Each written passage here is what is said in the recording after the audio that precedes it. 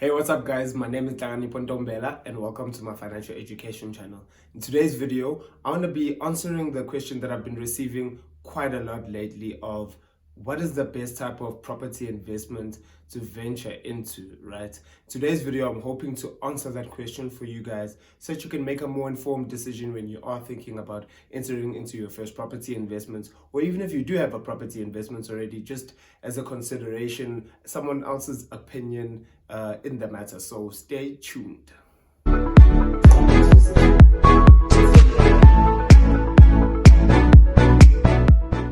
So please excuse the excitement. I closed a property deal today and I'm really excited about it. I'll actually share the process of that deal with you guys at the end of the video if you do stay tuned, right? So what is the best type of property investment to venture into? The answer to this question is there is none. Because if there was one strategy, one type of property investment that is the absolute best, then everyone would do it, don't you think? So the answer to this question, I honestly think there is no such thing as this is the best type of investment. It just depends on your investment strategies. I mean, your investment goals, the strategies in which you intend to reach those goals, which area you're investing in. All those factors are things that can make up the perfect property investment for you. Because I might start investing in, for example, student accommodation, and that might be the best investment for me. However, you might not really see value in student accommodation. On that note, right, student accommodation really is a beautiful type of investment if you are interested in that type of investment, right? It is basically accommodating students who are going to your different universities, technicons, and the like. So whenever you are housing these people, there are a lot of risks and benefits at the same time for housing them. For example, you know that students are mess, students like partying. So the risk of your apartment or your house being trashed is significantly higher than if you are not renting to a student, right? You need to consider things like students only rent. Sometimes we would only want to rent for 10 months out of a year because they're only at school 10 months in a year and not 12 months. So what are you going to be doing with your apartment or your house in that other 2 months? Right, so you need to consider these things. You need to think about the maintenance because, as I mentioned, students are messy and they break things. You need to think about the 2 months period. What are you going to do in that time? Are you going to put your property on Airbnb, or are you going to live it in it yourself? Is it going to be vacant? How are you going to cover the costs for those 2 months? Right, those are things that you really need to consider before you start entering into student accommodation, because you're going to need to deal with things like NSFAS. You might need to deal with universities. You need to look at all holistically. Look at it holistically. Don't miss any gaps, because if you do enter into that industry without the knowledge, without the proper knowledge, you might find yourself in a bit of trouble because the income might not be necessarily what you thought it would be. Right, so with that being said, if we're looking at the pandemic that we're currently going under, what is happening to student accommodation? Are students paying their rent? Does it make sense for them to be expected to pay their rent? These are conversations that are continuously happening, and it is difficult, right? It really is difficult because as a landlord, if you are a landlord, you have a lease. You have a lease with your tenants, and your tenants is required to be there. Well, not really required to be there, but they're required to pay rent, regardless of whether they're there or not. And then on the other side, you have the students who's saying, no, but I'm not at school anymore, so why should I be paying my rent?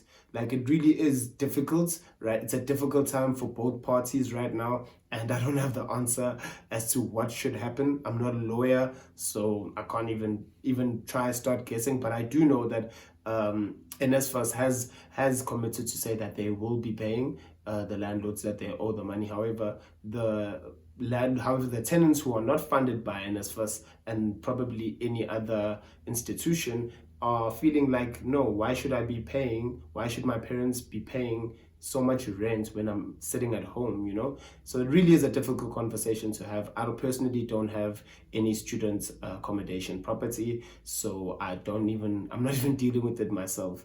However, I have dealt with a bit of COVID-19 issues within my rental, and those are things that me and my tenant spoke about and dealt with properly, right? So if I can just share a quick story of how we resolved it.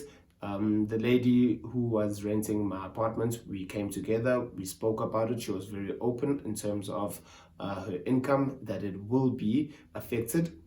She gave me a letter from her employer saying that her income has been cut, and I did agree with her that she will be paying half the rent that is required, and then the other half, well, half the rent that is required for 2 months, and then the other half I will get it from her deposit. So she was more than happy to do that.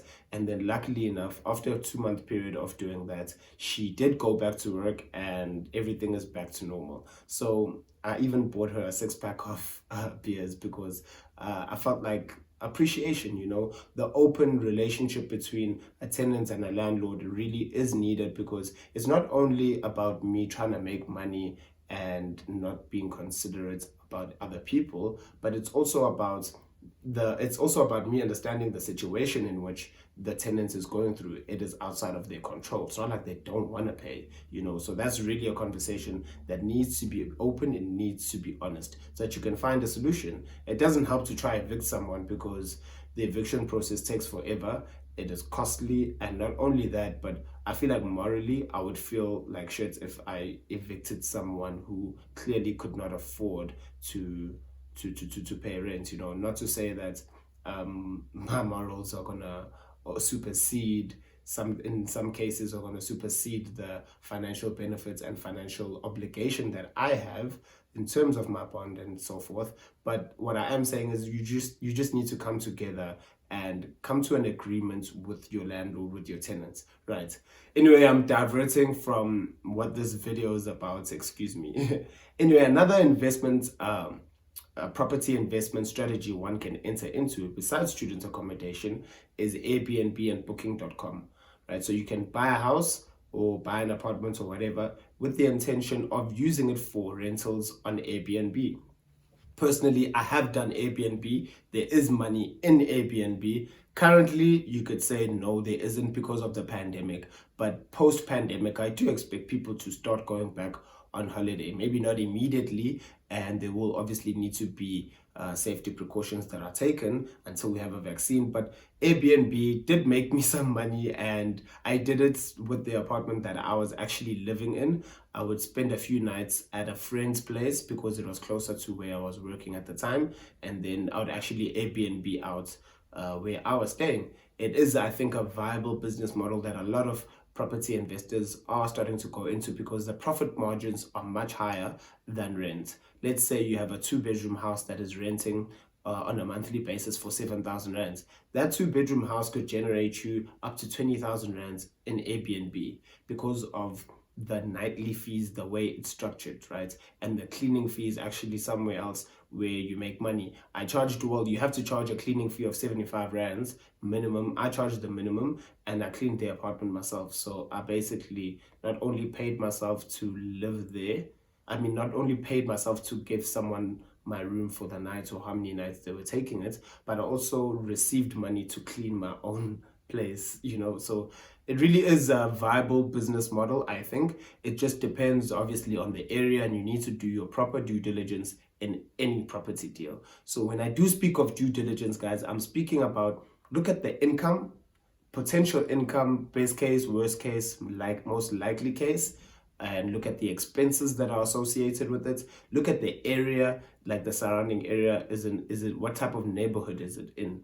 Does it make sense for you to do an Airbnb or student accommodation in this area? So those are things that you need to consider when you are doing a due diligence. That is what due diligence means, and that's how I am referring to it when I do refer to it. Another investing strategy actually that you could follow, that a lot of people are starting to do, is multi-let properties. So this is when you purchase a house, let's say 2-3 bedroom house, and you rent it out to 2-3 different people instead of renting it out to a family. That is where you now are starting to maximize your returns as well, and they're more secure. So the returns will never be, in my opinion, I haven't seen it happen, maybe it is possible, but I don't think that the returns will be the same like Airbnb, because the potential returns on Airbnb are a lot higher, right? But then the risk also is there. What if people don't book and so forth? Those are things that you consider in your due diligence period.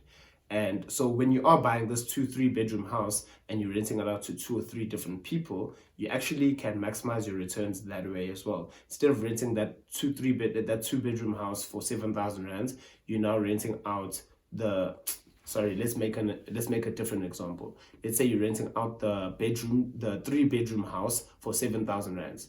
Instead of renting it out for 7,000 rands, you could rent it out individually to 3 different people for 3,000 rands each, making you 9,000 as compared to 7,000 rands. So now you're making more money and you're actually reducing your risk as well, because if one tenant decides to leave, then you're not completely screwed over because you still do have 2 tenants and you will have an income. However, if you are renting to a family, then if the family decides to leave, then the income shoots from 8,000, 7,000, whatever rent you're charging, it moves from there and it goes all the way down to 0. So do consider those things when you are purchasing a property as an investment. I would recommend personally for you to do a multi-let, because I'm more comfortable with that maybe, and I slightly do have more bias towards that.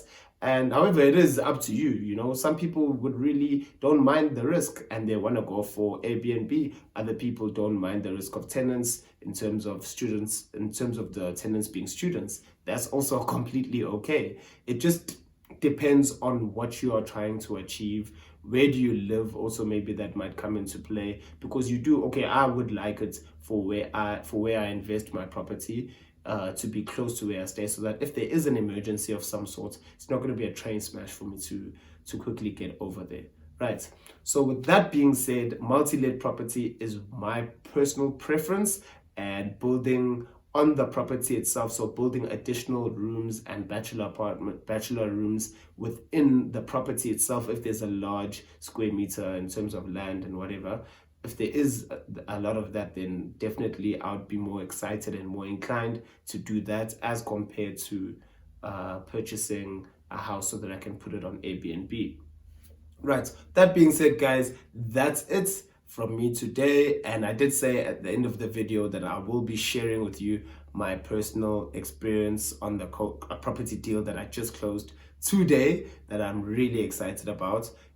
It's actually a property deal that's in Durban. So for those of you who don't know, I live in Johannesburg, and I closed a property deal in Durban today, and I actually made 60,000 rands on that deal. It's really exciting. It's really great. It's been a while. Business has been a bit slow. However, it does seem to be picking up again. I made 60,000 rands on the deal with the help of my mother. She's in Durban, so she had to facilitate certain things for me because I'm not around. However, I did everything else. I just couldn't be there physically. So whenever we needed a physical representation, she was there doing it for me, and she did the property viewing and all of those things. So this is me doing back-to-back deals. Some people call it wholesaling as well. I did it from Joburg, and I did it from Joburg on a property that's in Durban. So it definitely is possible to do it while you are in the city you're in, and clearly it's possible to do it in other cities as well.